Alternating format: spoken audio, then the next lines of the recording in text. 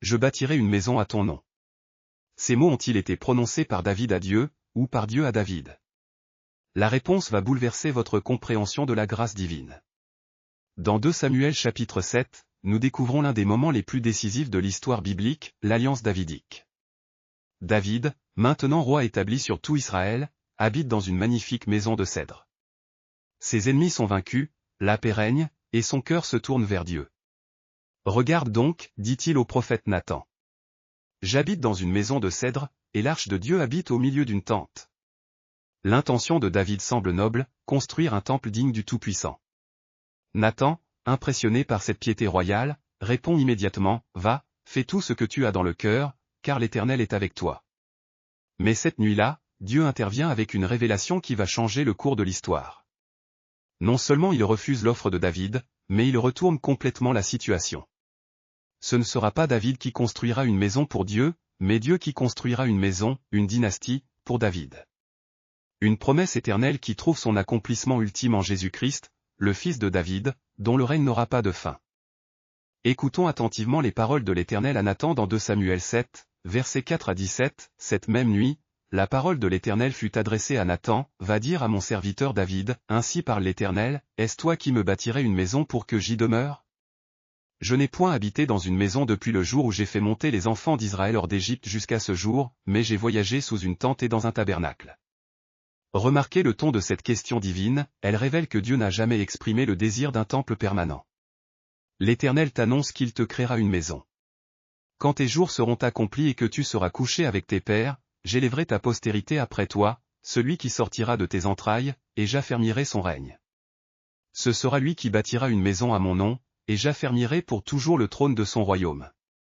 Voici la promesse centrale, une descendance, un trône, un royaume éternel. Je serai pour lui un père, et il sera pour moi un fils. Cette déclaration prophétique dépasse largement Salomon et annonce le Messie à venir. Plusieurs détails cruciaux échappent souvent aux lecteurs de ce passage. Premièrement, le contraste saisissant entre la maison de cèdre de David et la tente de l'Éternel. Le cèdre du Liban était le matériau de construction le plus précieux de l'époque, symbole de richesse et de permanence. David, dans sa prospérité, ressent un malaise spirituel, comment peut-il vivre plus luxueusement que son Dieu? Mais voici le détail révélateur, Dieu déclare explicitement qu'il n'a jamais demandé de maison permanente. Partout où j'ai marché avec tous les enfants d'Israël, ai-je dit un mot à quelqu'une des tribus d'Israël à qui j'avais ordonné de paître mon peuple, pourquoi ne m'avez-vous pas bâti une maison de cèdre? La réponse implicite est non.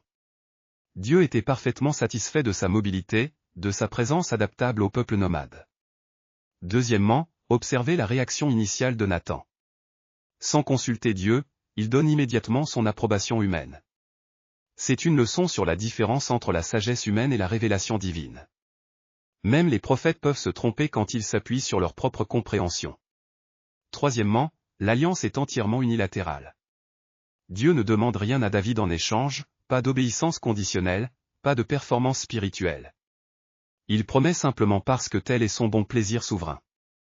Les changements théologiques révélés dans ce chapitre sont monumentaux. Nous assistons à la transition définitive des juges à la monarchie permanente. Mais contrairement aux royaumes païens environnants où les rois se proclamaient divins, ici c'est Dieu lui-même qui établit la dynastie. Nous voyons également un renversement complet des rôles. David veut construire pour Dieu, mais Dieu déclare qu'il construira pour David. Cette inversion révèle une vérité fondamentale sur la grâce, nous ne pouvons rien faire pour Dieu qu'il ne fasse d'abord pour nous.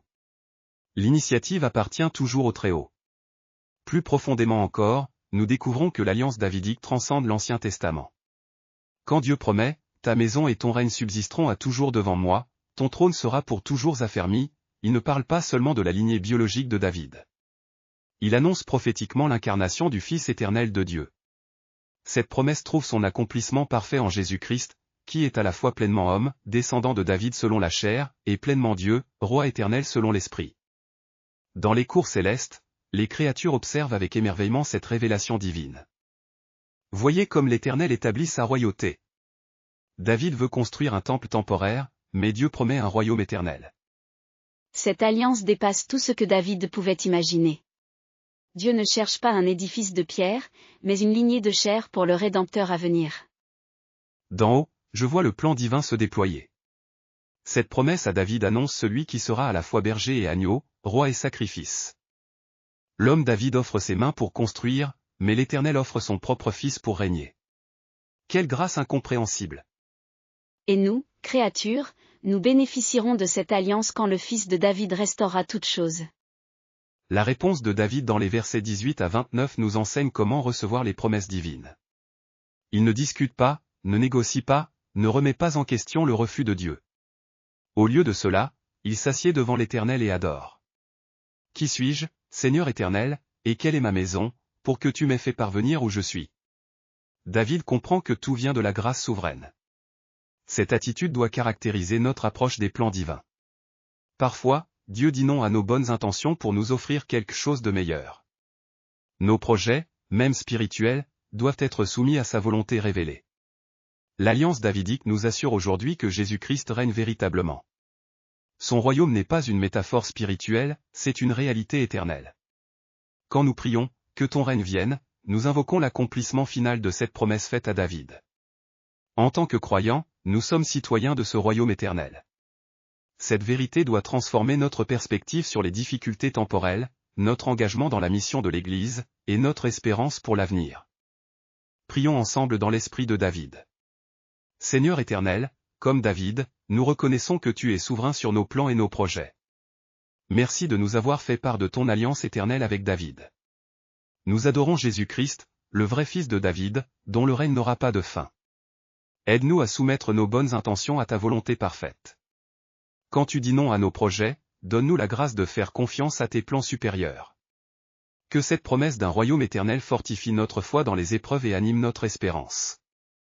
Viens, Seigneur Jésus, établis pleinement ton règne. Au nom du Roi éternel, Amen. Abonnez-vous pour plus de contenu d'études bibliques.